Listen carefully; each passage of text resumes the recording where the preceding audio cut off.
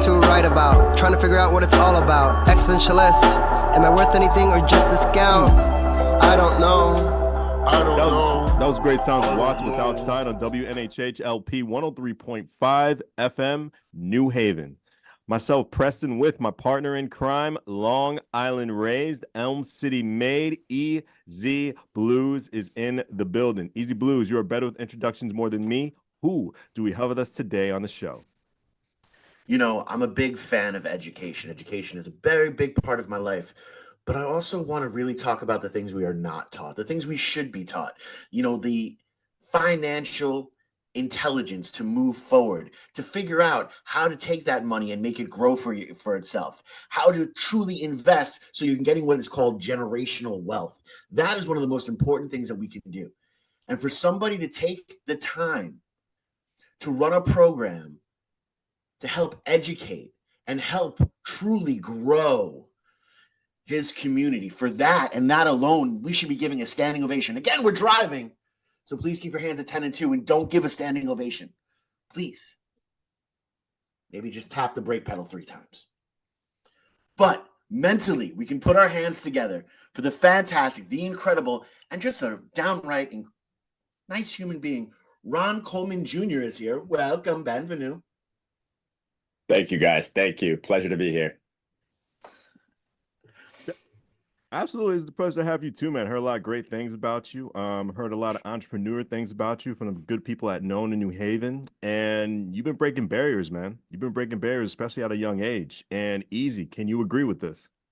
No, it's definitely interesting, and I love the fact that as you are growing and as you are continuing to educate yourself, you are still reaching back. You know, you have this incredible not-for-profit where you're teaching really financial independence, which is one of the courses where we should have in our everyday elementary school, if we're being real. And it's so hard, especially coming from, you know, an urban area like we are at, when having that conversation, because you're talking about future dollars when a lot of families are just waiting for the pennies to land from the paycheck. How are you able to navigate that? Yeah, absolutely. So taking a step back here, guys, 2018, when myself, Dom Dugo, Dan Hicks, 2 other incredible educators, when we got together, the whole focus first was exactly what you said. It's financial literacy, future dollars, building wealth for communities, building wealth for families first, so that the community overall is building wealth, and entrepreneurship. We were so amped up about ourselves going on this journey, learning about investing, whether that is in the 401k, whether that's in your Roth, whether that's in this new like digital currency, right? This decentralized market, whether it's learning about business loan, business credit, all this stuff we were immersing ourselves in and learning. And we're like, we're educators. The number one thing we want to do is we see people struggling. We see people who don't have this knowledge. What do we want to do? We want to educate. And I think it took us getting more and more educated, not only in the understanding of principles, but the application, right? There's so much that happens between knowing about something, having vocabulary and some skills on paper, right? But then what happens in the real world? There's this whole thing of the market cycle and like market psychology. And actually, do you actually know who runs the market? Do you understand who moves the market? Do you understand why most people lose money in the market and why the billionaires get wealthier and wealthier and wealthier, right? Who made the most money in the pandemic when everybody else was struggling? Billionaires. Your investors, your billionaires, right? Because they move the markets and they know exactly what's going to happen because it's their dollars coming in and out that moves the market. And so we actually, 2 pieces here, took a step back on some of that pieces to say, hey, we're not actually as educated as we should be to be teaching the implementation part of that, right? We can get everybody amped up about the knowledge, the vocabulary, because without that, you're not even aware of this world and how it impacts you on a day-to-day life. But there's also this other factor here. The other factor here is a lot of the dollars in education, and especially outside of the school district, are going to programs that are fixing more immediate problems, right? And the more immediate thing that is an underpinning of financial literacy is math education. And so for the last 2 years, the bulk of our work, not because we believe any less in financial literacy, but the bulk of the work has been in how do you fix the immediate need to change scores? Because that's the thing that everyone's looking at, down from the federal government to the superintendent and administrators and teachers. Whether we believe test scores matter, test scores mean anything, that's the thing we should be looking at. That's what's happening. And it's one of those situations where unless you can change the system, you have to work within the system to get where you want to go. And then you get to a place of credibility where you can start pushing the system. But like you guys say on a lot of your episodes, like, who am I? I'm just a guy in a hoodie and a backwards cap trying to run a program here in New Haven, Connecticut, right? Right. So yeah, but hold on, because one, I really want you to wind that back. I want you to say that again, because I just feel that piece is so super important for people. If they take nothing else from this amazing interview, they need to take this piece back with them because it's super important. So if you're driving, pull over, take out a pen and a piece of paper, and I want you to write this down because it's pretty dope. Oh yeah, definitely. It's back to that perspective piece. We know financial literacy is so important, but we have to get more knowledgeable and educated there before the application piece takes over. And in order to get to that place, the immediate piece of math education within the system of education is what everyone's looking at. So if the scores are down here, everyone's looking to give dollars and put impact and pressure around getting the scores to here. So if they're at 10%, they want them at 20%, right? And if you're the person that can come in and work within the system, you're going to have a lot more credibility to change that system. So we recognize the system ain't right at a lot of places. And you can sit around and blame individuals and say, this is how it should be. That's how it should be. This is crazy. You're never going to get anywhere by just doing that and pointing fingers. In order to change that system, you got to work within it to get to where you want to go. And so that's where we've ended up. We're focusing way more attention on math education at the most basic levels to help the school district with those top line numbers that everybody looks at. And there's so much underneath the hood that gets to this proficiency level on the Smarter Balance assessment. You might hear it as SBA, state test, used to be CMT. Those are the numbers that everyone talks about. That one number, how many proficient students, what percentage of that is it in New Haven compared to Darien, compared to Hartford, compared to New London? Those are the metrics that the system is looking at.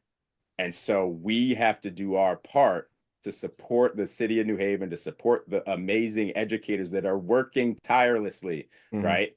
As a system, people are working, people enjoy what they're doing, and they're trying to make a difference. There's a lot of stuff going on that makes that hard, but those numbers don't just change because you work harder.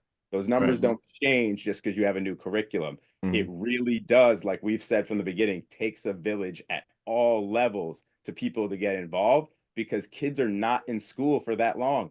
Most people have an hour at most of math a day.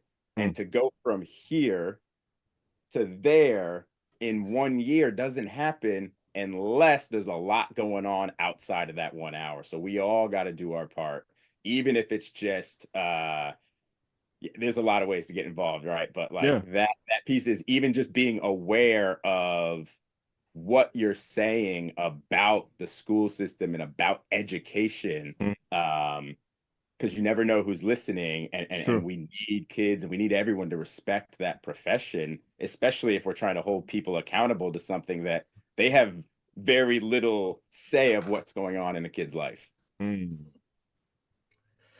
it's so true, and again, that's why I wanted you to say it back, because in the basic and most simplest of terms, for those that are similar to me out there, he's nowhere saying that the system isn't completely broken. He's saying the way to get in there, and this is something that my grandfather taught me when I was a young kid.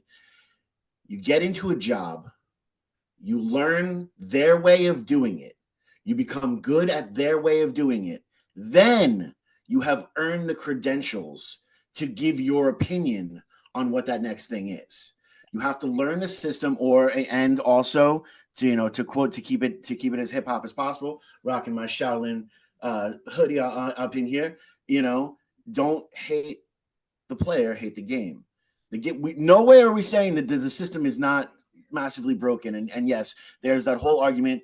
We're only teaching kids to pass tests. We're not teaching them other things. We understand that. But what he's saying is this is the metric that we are currently judged upon. Let's master this metric so that we can make the change out there, the change that is necessary. And it actually is that individual growth. I say all the time, I do feel that our system is completely broken. I also feel from a mathematics point of view, if more teachers had the ability to say, without Pythagoras, there'd be no Nicki Minaj. And yes, I can make a direct correlation for that, because the person who came up with string tension to develop a chord was Pythagoras, the same guy who gave a squared b squared equals c squared. But if you don't make that connection to a kid, Pythagoras really means nothing other than just a rectangle formula. Right. And I think people have actually gone, since the advent of smarter balanced common core, people have gone away from teaching to the test for the most part. I think even educators are tired, as a whole, are tired of the test being the assessment. And because you're working on the whole child, you're trying to bring in performance tests, you're trying to do social emotional learning, all these buzzwords, right? But really what you're trying to do is trying to make education more lively and more real world like.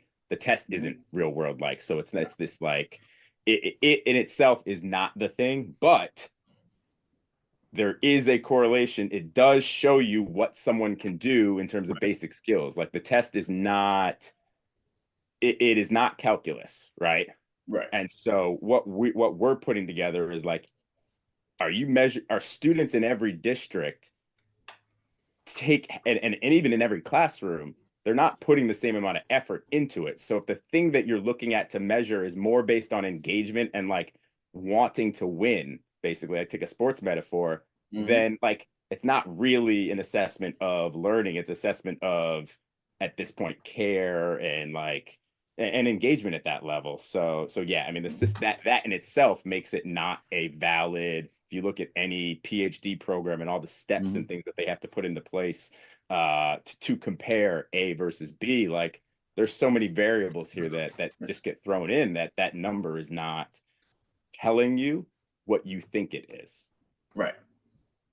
So no, and that's a lot to do with it. And this is a conversation we've been having forever upon ever. I remember watching Lean on Me, and it's the same aspect of there's just certain, you're not getting the same quality. Some of these tests are it's not there in the budget, but it can't be there in the budget until the test scores are better. And now once you get those test scores a little bit better, then it's a little bit better. And then you have to continue to grow. And I love how you've made it a competition, because I remember that's why it sit on me for Lean on Me so much. They were going to close the school if the test scores didn't get raised. And they raised the test scores and the school came together.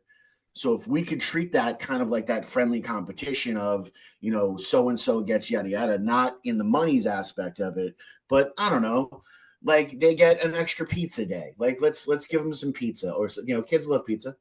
Let's give them some pizza, a pizza day, and say, you guys get the pizza day, this whole grade level, yada yada. I think it's there. I think it would also make it more engaging and more fun, because you got to have a little bit of an enemy. And right now the kids, the enemy is the parents and the teachers instead of an establishment. Yeah, exactly. It should be against the establishment. It should be against the system.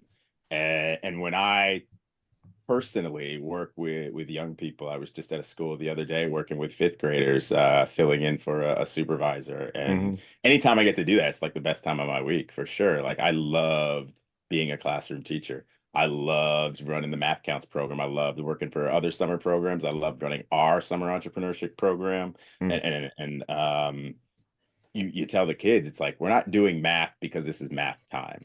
We're not doing math because you have some test, right? We do need data and things because we have grant reporting requirements and other things, but like we're doing this because it's important in sports. It's important in anything to know, hey, what do I know how to do now?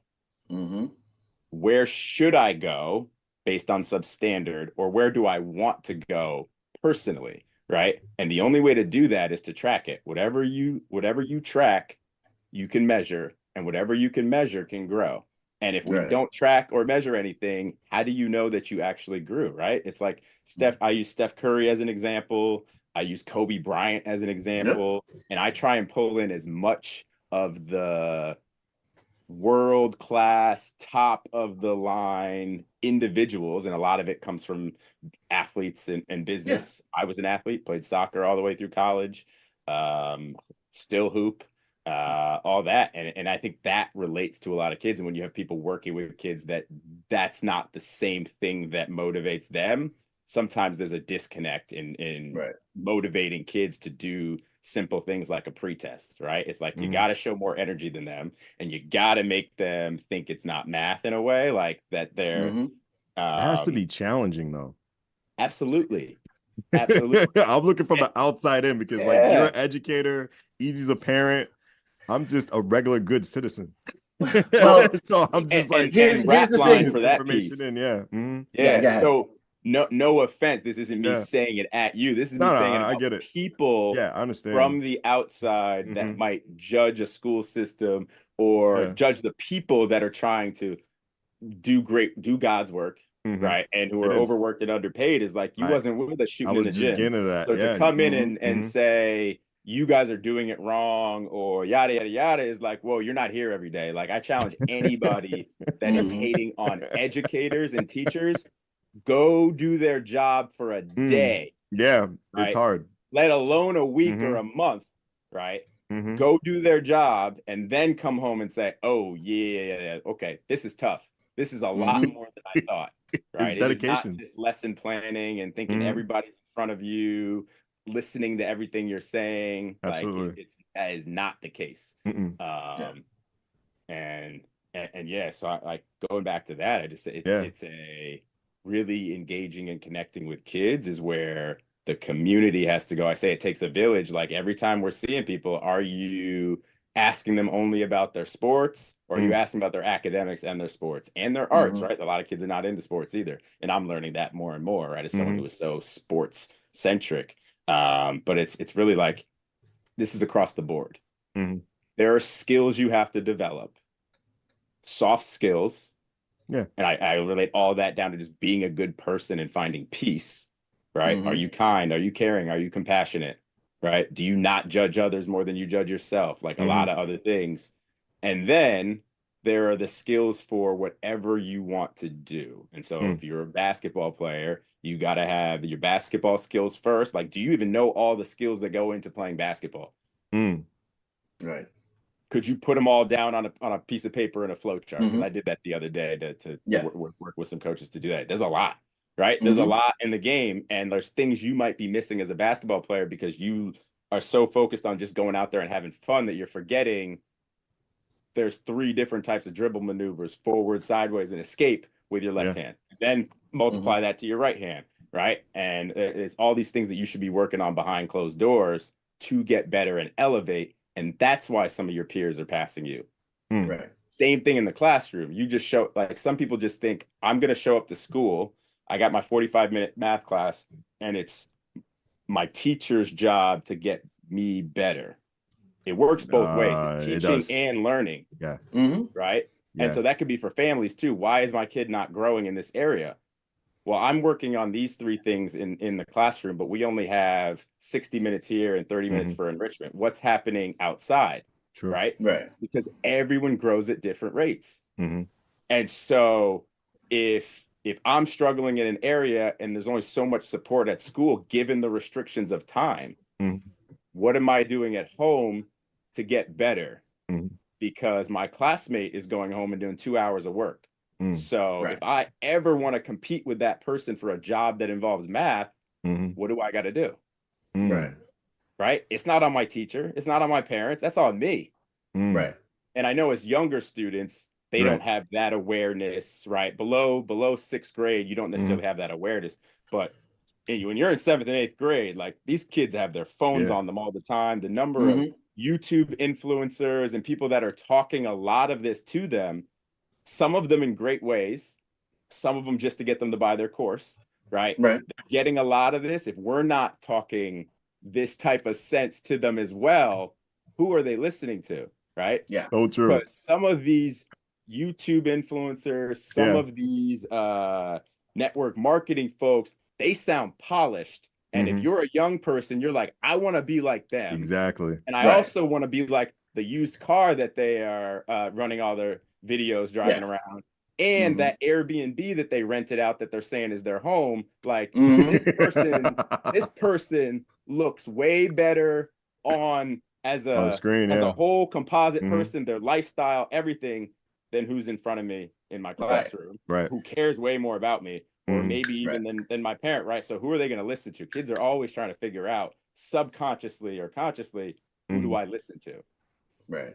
And if we're just saying, come in, sit down, do this work, even though we're a good teacher, right? Or even though we're a good after school program director, if everything's about to the kids seems like compliance, do this, do this, do this.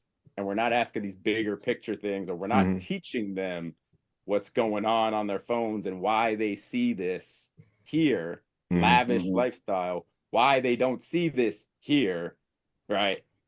We're leaving it up to them to put the pieces together. Right. Yeah. No, and it's something, you know, I come from the entertainment industry, so one of the main reasons why we have this show is to tell that story of success is not the house you rented on MTV Cribs. No. Success is being able And to that show was support your fake. family. That show was fake. I'm aware. This is what the man just Hit My said. He Rider said was that fake. I had All no that was idea fake. growing I up didn't that know was that fake. until like my mid-20s. That's the crazy thing. I hate to cut you off. I just had to put that out there. Oh yeah, but that's the thing. It's always been like that. Look, man, we're in Connecticut. Okay, so let's be real. The art of the game started here. If you really look at it, PT Barnum is the person who gave us the distraction of the true show, and that's all we're continuously seeing. You know, when you see those people, you know, like I get into this conversation with a very good friend of mine from Long Island all the time. You know, he tells me about A, B, and C podcaster and how they're doing things. I was like, yeah, it must be great for them to do it like that because they have that $1 million budget behind them. Or, you know, I think their manager made a really good choice in saying that they should do this, this, and this. They're like, no, it's not the manager. It's them. I was like, no, it's not. That's the backing. It's not. It's always It's the backing. 800 people behind them that are doing it. Because if they're doing it at that level and they're getting success, look, and I'm not pouring salt on anyone else's hustle. I love what I do. I'm going to continue to do what I do because it makes me happy. Of course. You know, but you know, there are those people that you see even in the podcast world where, you know, you start to get a little like bit of us rise. on WNHH LP 103.5 FM New Haven, myself, Preston, and EZ Blues. And we got Ron Coleman Jr. with us on the show. It's great. Easy, go right ahead. All right, well, I'm gonna say it now because you know, when you know you have like a simple show that, you know, is about the community and is talking about the different aspects of it, you'll have someone who's a little butthurt because maybe you're getting searched a little bit more, and they try to hit you with a cease and desist. And for that, not alone, you know, people just are mean and they suck. They do. But Ron doesn't suck. That's why we have him on. And thank you.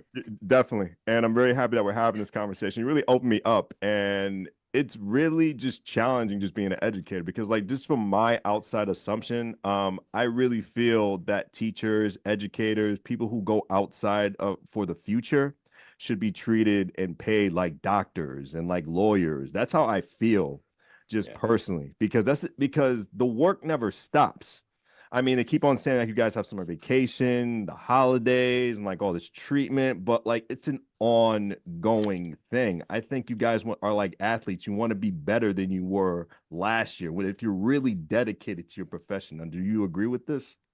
Oh, I absolutely do. And I want to take a second here to separate me right now because I am not in the classroom. Yeah. Right. So I'm running a program and I'm back to school learning and thinking about the future of how we expand this. Right. Because I believe, someone has to do that work. Right. And there wasn't any organization doing just math work. Right. The Math Counts program, national program, works with Yale University. They're doing an amazing job and have great leadership, but it is not a expansive program that covers the whole city for all students, right? So how do we get something? And it's very high level math. So it's predominantly your top 5 students in each grade level, 10 students in each grade level. how do we have something that's encompassing for all? So when you talk about educators, I am an educator, but I'm not a teacher anymore. So I Okay. definitely want to give the teachers Of course, still in absolutely. the classroom, still in the school, give them their roses right now, Yeah, and absolutely. understand that I chose a different path than continuing to be there every single day in front of kids. Knowing, I mean, it is hard, it is difficult, Hmm. it is extremely fulfilling. But yeah, you see people who have dedicated their life to other people's children Mm. first, Yeah. right? And that is, like I said, God's work, amazing people. I think a lot of people out there will pick and find bad apples or Yeah. people who don't go above and beyond, right? Right. Right. And Of course. then label them or extrapolate them as all teachers, right? So anytime, Right. and I think that is nonsense. That is crap. You can do that in any industry, right? No, we should not be doing that in education, especially. I have this idea. I was like, I like make lots of comparisons, and I make a comparison. If you take education and you take sports, like, and I don't want to offend anyone by this, but if you get offended, you know, it is what it Yeah, is. Yeah. It's in sports, the coach does not get paid the most because the Right. coach has the most relaxed job. The players are the ones who get paid the most because they're doing the work every single day, putting their bodies on the line. Coaching is not easy, No, it's but we not. look at the way school districts are made. The people who are furthest away from the work get paid the most. Mm. And it's a seniority kind of thing. And so I don't know the solution. I usually don't like to criticize without having the solution. I have some solutions. People think I'm crazy for them.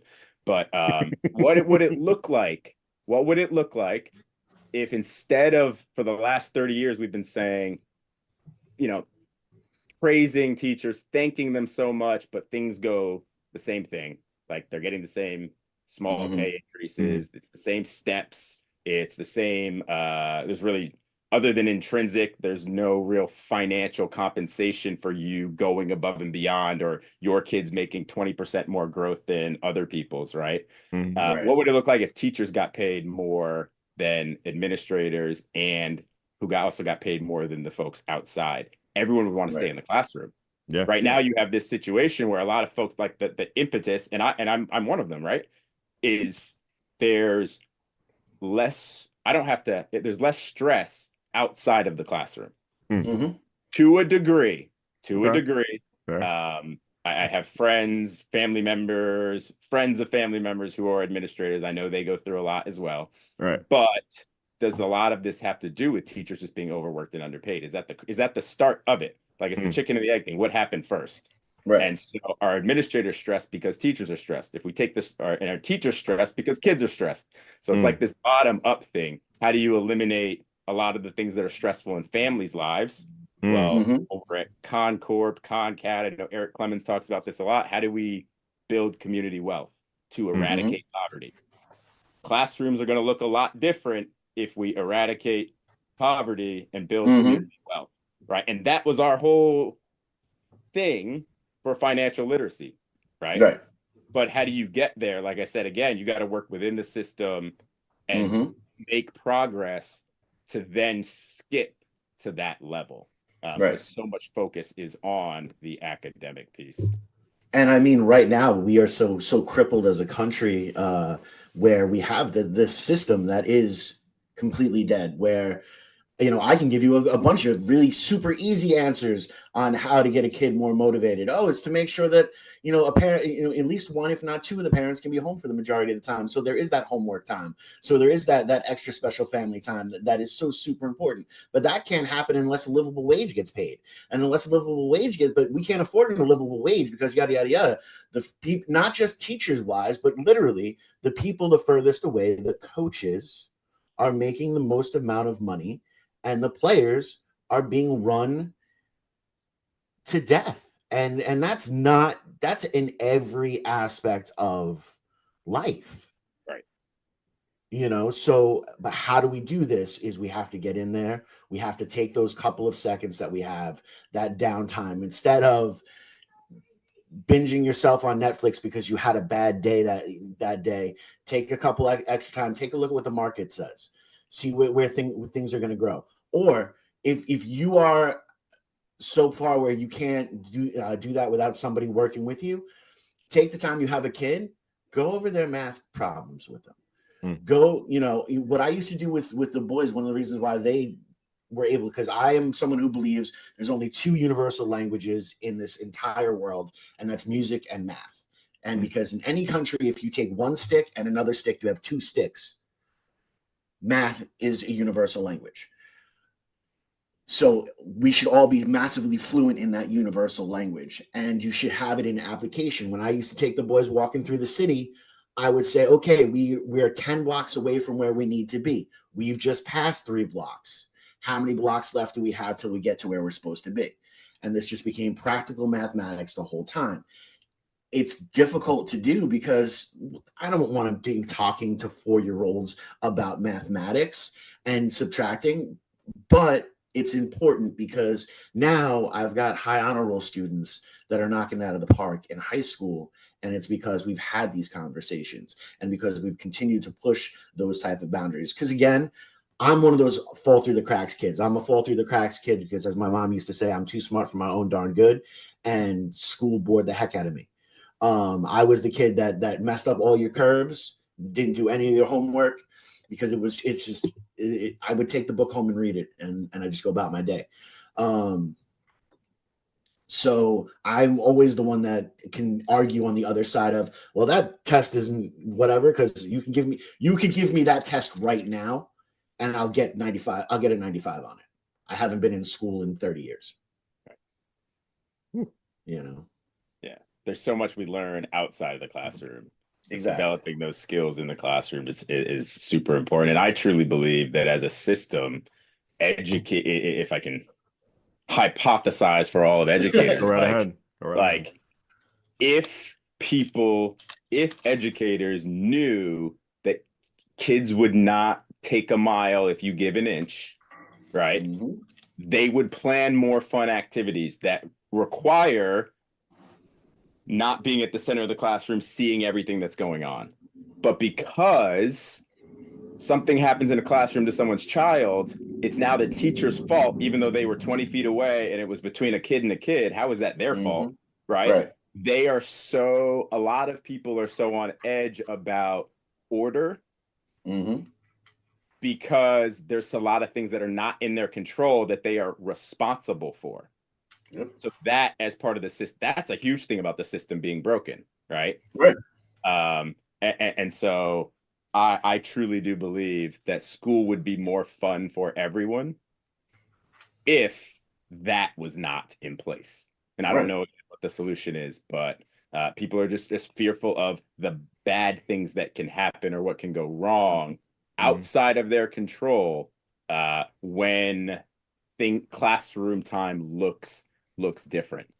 Yeah. No, and that's why you might see small classrooms or some programs outside of school doing incredible things that it's not that they're not possible inside a school setting, but there's a different level of responsibility and there's a different mix of students in there.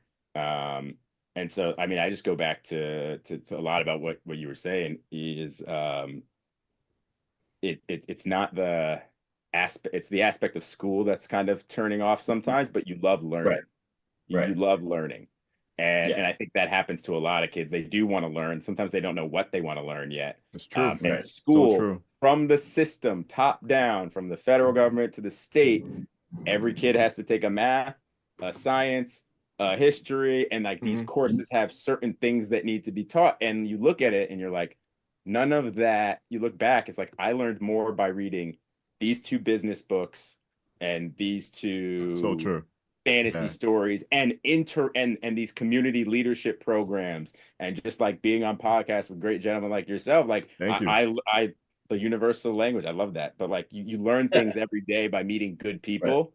And and acting and doing things. Like starting a business is one of the most intellectually stimulating, and you're going to fall on your face every single day. You learn something new every second. And I think in class and in school, it's not always that case. You're trying to learn things, but kids aren't always like, this is what I want to do. They didn't wake up saying I wanted to learn polynomials today. Right. And so when that's put in front of them and their phone's buzzing in their pocket, it's like this, oh yeah, kind of thing. Now, and I just go back to one thing. No. Go ahead. Is like, it's the skill development piece, I think, helps sometimes with letting people know so for me, I even look back, if there were certain pieces of math that I learned better, I would have done better on the GMAT, which meant I would have been eligible for some scholarships that I wasn't eligible for. So in essence, you're not making money today, but if you go do these things, you could be making 100 times that much, right? Like you get a scholarship to a top business school. Yeah. That's almost $200,000 you don't have to pay back in loans. You get a top scholarship to Yale University or somewhere else, as opposed to paying or taking out loans for that tuition. You're saving tens of thousands of dollars. And what that looks like after you get a job, factoring compound interest and all that, like you're saving a lot of money. And I think a lot of people get short-sighted by default, like they have to. It's not their fault. Life has done this. You need money tomorrow, or you needed money yesterday. So I'm going to go make money today that isn't the highest that my skills are, but it's the surest thing. And Absolutely. I think as a community with this young new generation, we can find a way to help them not get sucked into the bottom of the rat race. Like I turned 16, I need to help my parents, or I turned 16, I need money for this, that, and the third. Right. Whether it's Jordan's looking cool, whether it's going out to concerts and stuff, like you can watch the concert from home and nobody important cares which kind of shoes you have on. like if people can see the if I actually take a year, not go into a job that's paying me $15 an hour, unless there's a lot of like leveling up, and I go focus on my music. I go focus on my math. I go focus on wherever I want to go, whether it's comedy, whether it's dance, whether it's acting, whatever it is. See the end game that you want and take time, because you jump to a much higher income when you have more skills and more ability. A lot of people are jumping in without skills to level up, thinking that they can level up. And then once you get caught in that, now, and this is the financial literacy piece, you are at this lifestyle that matches or is above your income. There's no time or money to upskill. There's no time or money to invest. There's no time or money to start a business. And so the smartest people are the ones that delay gratification the fastest, get as much knowledge, skills, networking in, and they jump from internship to partner. You know, like, of course. Like, or you jump from living in your parents' basement making music to being a DJ that's on tour.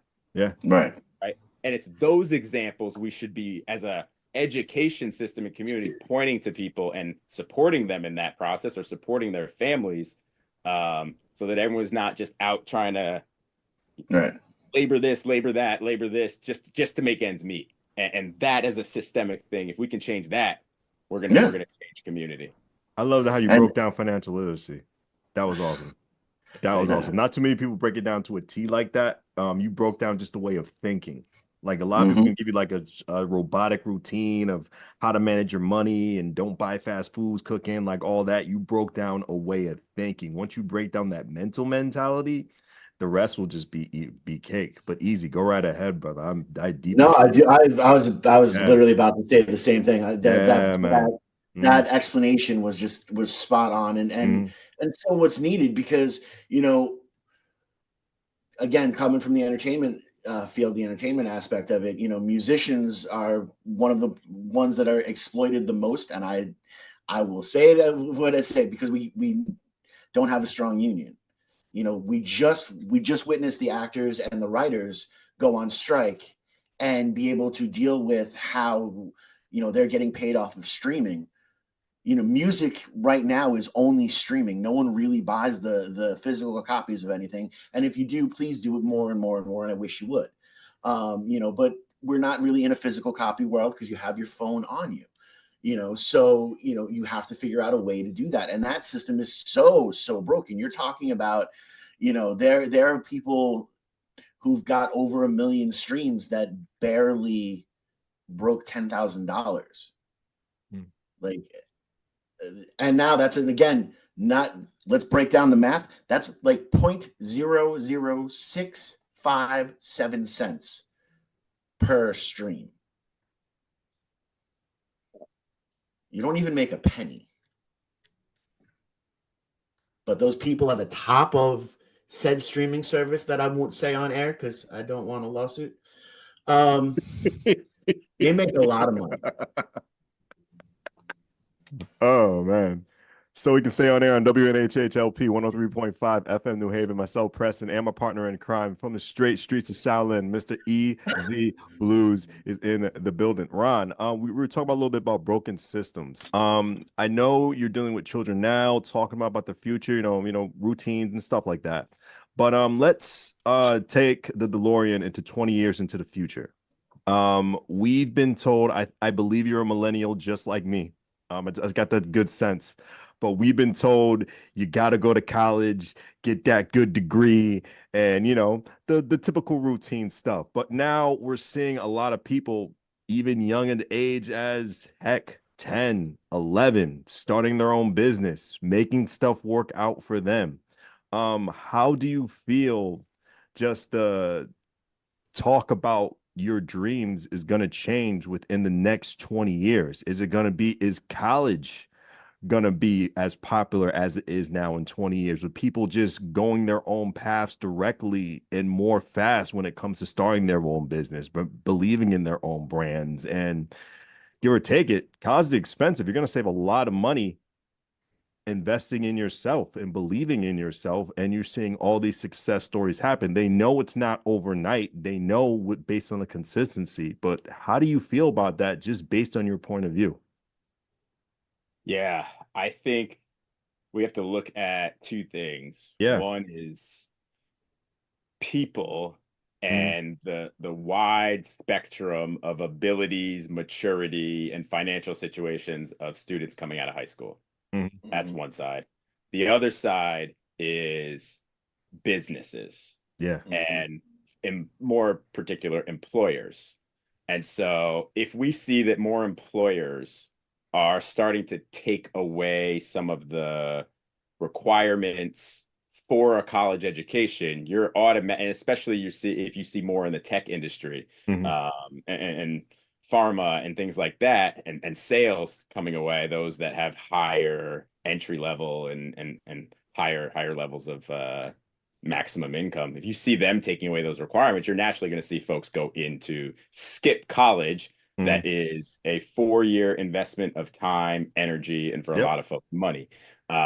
I didn't put in there are so many benefits to college, right? But yeah, you're just seeing some of the things that are delayed and costs, right? We put those costs up front. People are going to naturally say, I can go in, make this much more right now, and they're going to teach me what I need to know, and that's going to be my network, that company, right? A lot of people send their kids to college because they want them to be around other folks who are getting educated. They want them to learn from some of the top professors. But if you were going to college, folks out there who are going to college just to get a degree because you needed the degree to get into your field, if that requirement is stripped, you're naturally going to see people skip that jump, right? Right. And so I think that works for some people, going back to the maturity and everything for folks. And I think that's potentially won't work for some people. I think, you might see people who college is a nice, safe space for the most part to like learn and grow and be around your peers who are also learning and growing at the same time. And you're like making mistakes together and you're learning together. So I think, doing that as a professional early on, I think it's it's going to be much easier to make that transition for folks who are mature and at a mature and early age. My wife and I talk all the time. We definitely are going to push college. We both have master's degrees. I'm going to have a second master's degree in business in a year. She is finished her second master's and is almost going to have her PhD right now. All right. Education is just something that from our parents down has been something that we stressed and we have seen the benefits of personally, right? And you can look out there and see average salary, average median income, household income for folks who don't have a degree, have a degree, where the degree is from. On average, there's still these jumps and gaps. But do I think that everyone needs to and everyone must go to college? Absolutely not. My kids will go to college. If we have anything to say about that. But I do think it's not as important. And I could say this from someone who's gone to great name schools. I don't think it's as important where you go. If you are someone, that big if, you are someone that can take advantage and build relationships and proactively chart your course. Right.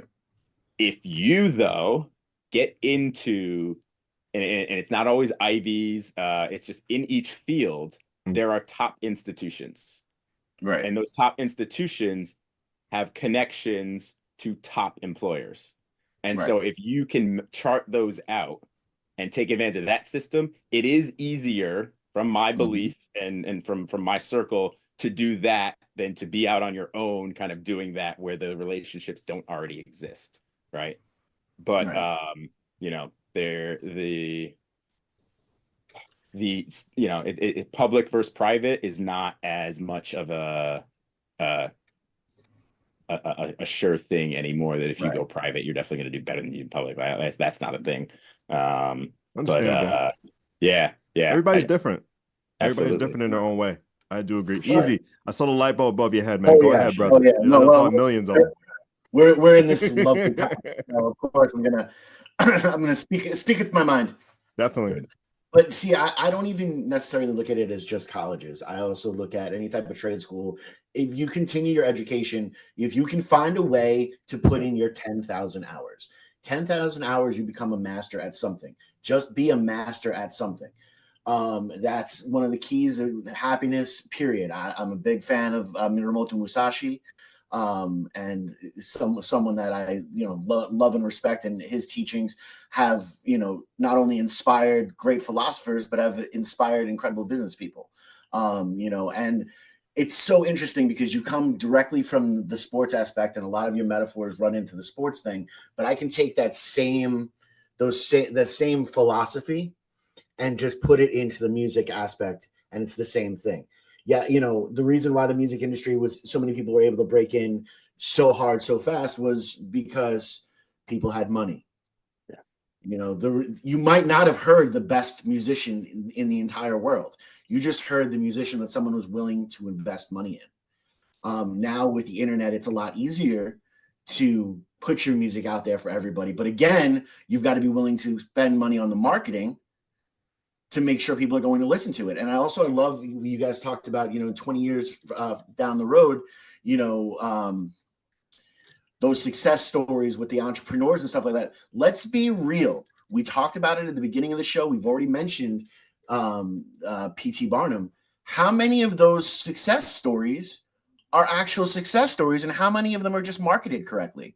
Remember, J.K. Rowling's made a whole lot of money talking about the struggle of being a single mom and coming up with an idea of a book she did not write.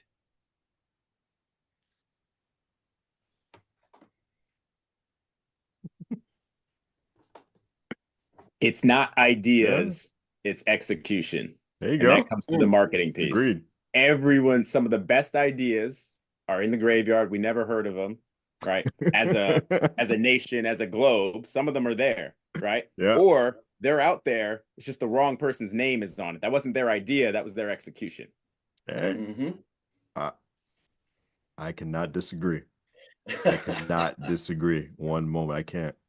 And so how do we create programs, going back to the education There you piece? go. Great question for Nice us as a transition. community, as a village of Elm City community members. How do we create and invest in more programs that aren't just watching kids, but are watching kids and making sure that their ideas get executed on by them, Mhm. right?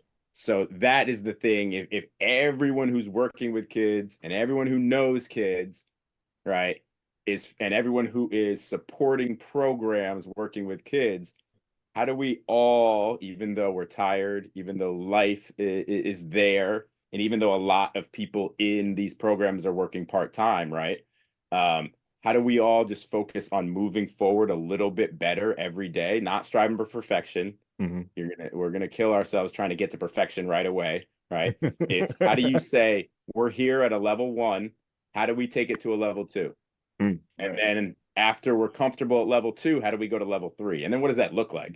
Right. Right. But it looks like everything we're doing has to see big picture. Where can this go? Right. Right. Not just I need to make it through the day. So it's like less task oriented. The tasks are the things we have to do to make sure the programs run. But Right. everybody is on the same mission and vision philosophy of how do we make small actions every day that are going to improve the lives of these kids and improve community here. And that one piece of like making sure everyone understands this 10,000 hours rule. Like that's exactly it. If everyone understands the 10,000 hour rule, you never have to say to a kid again, I don't have to convince you why this thing is necessarily important. We've already done that groundwork, and you know this is part of your 10,000 hours. And I, as a business leader, know, hey, this spreadsheet thing I have to do for grant reporting is part of my 10,000 hours. Mm. We're getting these things done so we can get to the bigger picture stuff. Whew. Speaking of getting things done, unfortunately, we got to wrap up. But just these last couple questions, just for you, Ron. I want to know what is in store 2024 and beyond for New Haven Counts, and just please give us some things that you're grateful for as a person, either professionally or personally. Your time is now.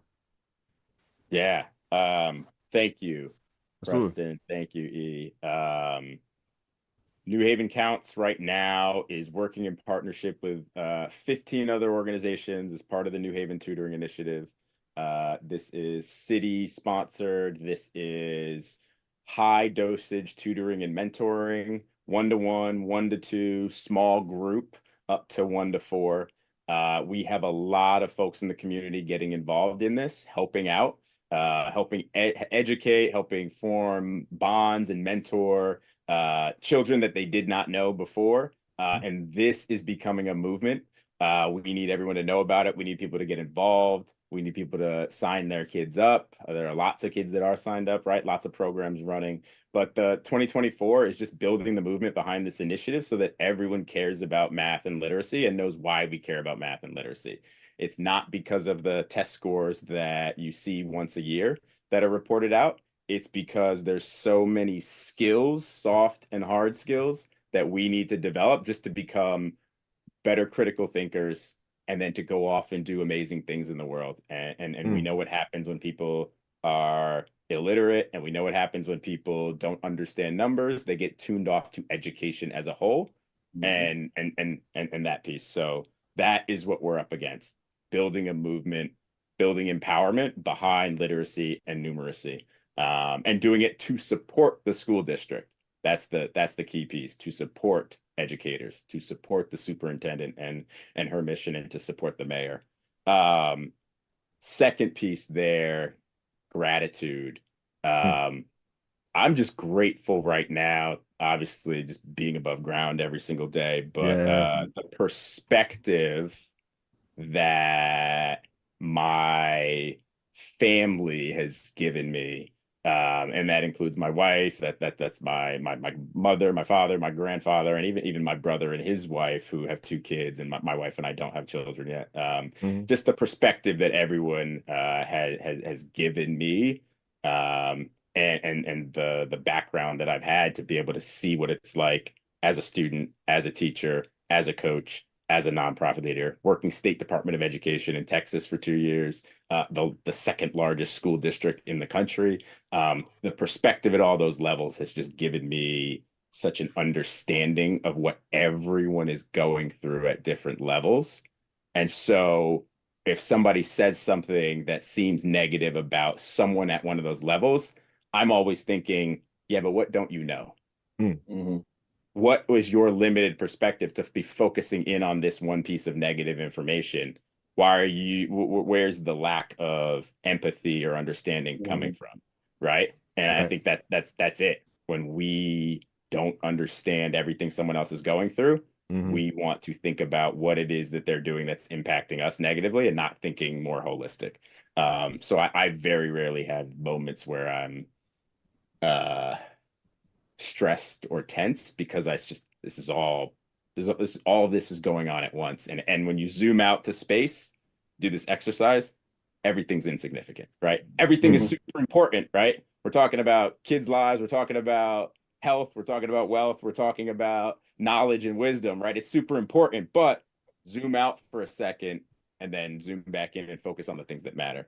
And so, yeah, just that perspective is super. And yeah, I said being above ground, like just my health. You can say it again. I'm super grateful you that can say it 3 more times. I just have knowledge as well about what works well for me to stay healthy. Because I can't imagine doing this work if I wasn't healthy. Yeah. Oh man, I'm grateful for this conversation, Ron. For sure. Thank you so much. Thanks for opening us up. Easy. Any closing words? No, we've covered a lot on this episode. I'm sure I've said some things that there will be letters about, and that's fine.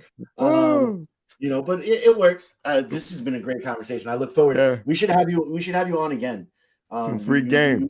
Yeah, man. Some free knowledge on WNHHLP 103.5 FM New Haven. Myself, Preston, and my partner in crime, Long Island Rays, Elm City made, EZ BlueZ is in the building. Ron, we appreciate you. Thank you so much. All love, gentlemen. Thank you. Appreciate it.